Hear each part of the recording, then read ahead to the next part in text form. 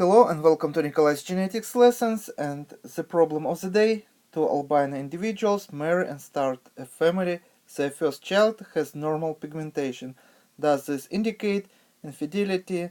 Why yes or why not? So today we not just have to choose the correct answer, but you also have to understand why yes or why not. So variants of the answers. Answer A: yes, albinism is recessive and neither parent carries a pigmentation gene. Answer B: no, albinism is dominant, therefore at least one of the parents is a carrier. Answer C: no, each parent could have a different gene causing his or her albinism, genetic heterogeneity.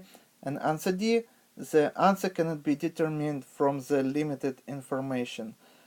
And let's think about answer A. That in this case, this means that there was infidelity because albinism is recessive genetic disorder. So that means that both variants of the same gene have to be recessive. For example, genotype of the father have to be small a, and genotype of the mother also have to be small a, and this is defective allele that doesn't produce normal pigment. So both parents are albino, and of course in such a family, as you see, only homozygous recessive variants are possible in their progeny.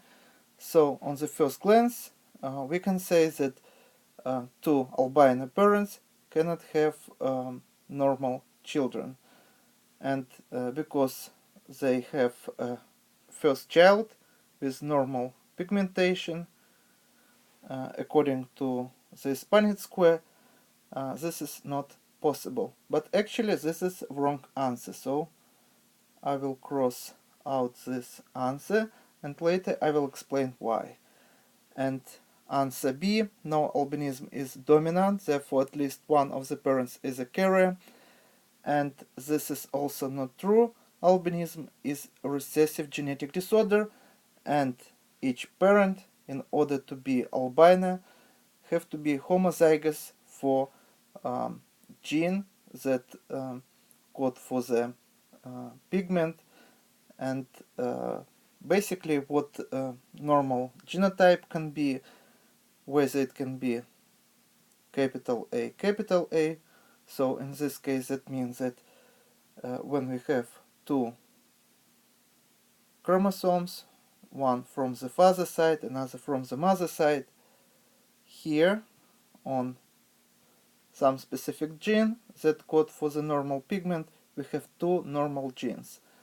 And another normal phenotype or genotype that produce normal phenotype would be when any of this person would have one normal allele, so this allele would produce normal protein, and another one would be defective. So for example, because this chromosome inherited from the father side, this gene, this variant of the allele, would produce such a protein that would be misshaped, and this variant on the left would produce normal protein, and the same is here. So no, but in example where both alleles are recessive, so both alleles are defective, normal protein is not produced, so it is misshaped, it doesn't function properly anymore,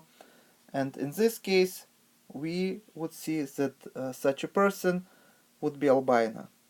And if we have both parents who is albino, this is outcomes that we expect, but actually not as simple and easy in real life. Normally, in order for a pigment to be produced, a number of different genes participate. For example, one gene produce protein, another gene would produce second protein that would combine with the first one. They would aggregate and make one larger protein, and this is normally what we can see in biology. For example, such structure of the cell, like ribosome, is made from 50 different, more than 50 different proteins and more than 50 different non-coding RNAs.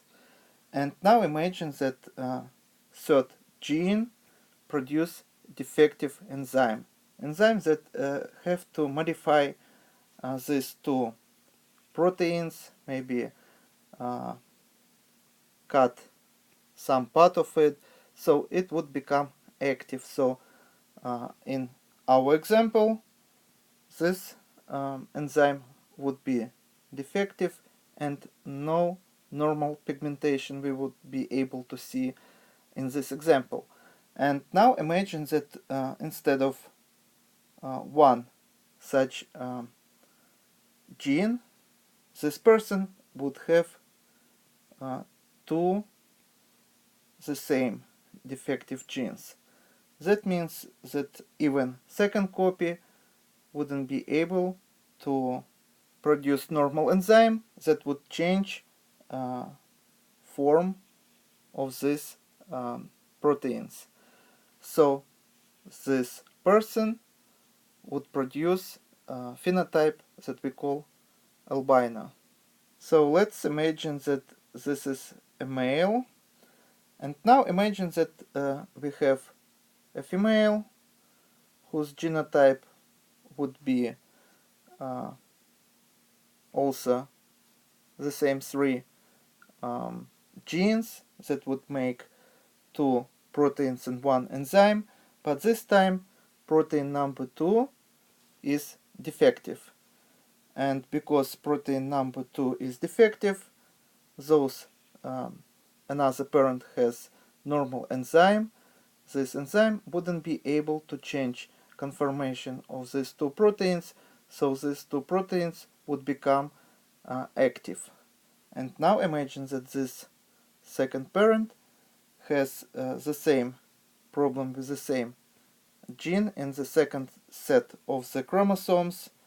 So we are diploid, we have two sets of chromosomes, one we inherit from the mother side, another from the father side. So this person was misfortunate enough to have two defective the same genes, and now of course this person also wouldn't be able to produce normal pigmentation. So we see here two parents who is albino but have different genetic reason for this. In the first case, we see that enzyme is defective, so normal pigmentation is not produced. In the second example with the second parent, we see that second protein is misshaped, and though this person has normal enzyme, it cannot change conformation of this aggregation, so these two proteins would be active. Now imagine that this couple would have a child, so no matter which set of chromosomes, this one or this one, now the child would inherit, so genotype from mother side that a child would inherit would be two normal proteins and defective enzyme. And any of the sets from the father side would result in normal protein, then gene that codes for the normal protein, gene that codes for the defective protein, and another gene that codes for normal enzyme.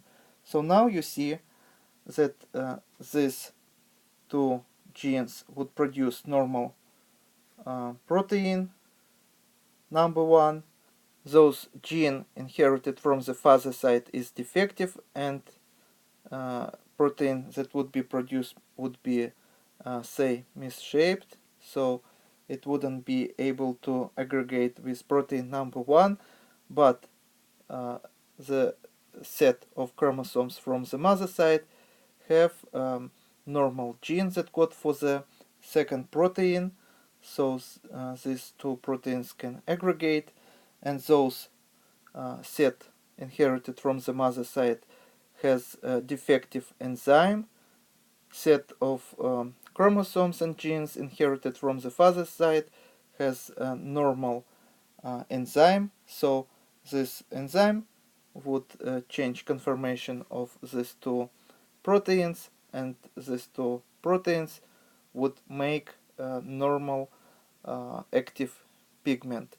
So as you see, according to this example, to this picture, it is possible that two people who albino, they may produce progeny. In this example, 100% of their progeny would be normal. So we can cross out answer B, that albinism is dominant, it is recessive, and we can cross out answer D. The answer cannot be determined from the limited information. Actually, we provided enough information to come to conclusion that this is possible outcome. So our choice is answer C.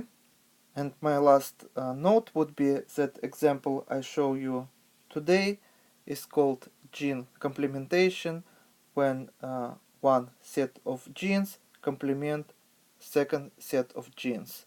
And this is all for today. Thank you for your attention. Please subscribe for my new videos that I post almost every day. Thumbs up if you like this video. Please write your comments, questions if you have any, and see you in the next video. Goodbye.